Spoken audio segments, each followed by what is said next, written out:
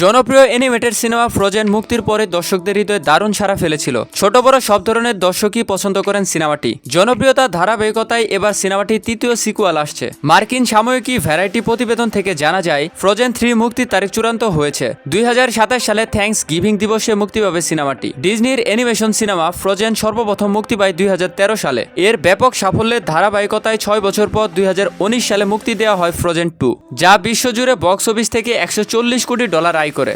জানা গেছে এবার সিনেমাটির তৃতীয় সিকুয়াল ফ্রোজেন 3 আসতে চলেছে। ফ্রোজেন ও ফ্রোজেন 2-র মতোই থ্যাঙ্কস গিভিং দিবসে মুক্তির সিদ্ধান্ত চূড়ান্ত হয়েছে ফ্রোজেন 3-র। এ হিসেবে ফ্রোজেন 2-র দীর্ঘ 8 বছর পর আসছে ফ্রোজেন 3। এ সিনেমার গুরুত্বপূর্ণ চরিত্র হচ্ছে অ্যানা, এলসা ও ওলাফ।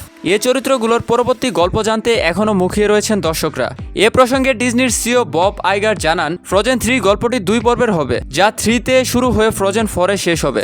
সিনেমাটির গান প্রসঙ্গে বব আইগার জানান, ফ্রোজেনের 2টি পর্বেই গান জনপ্রিয় হয়েছে।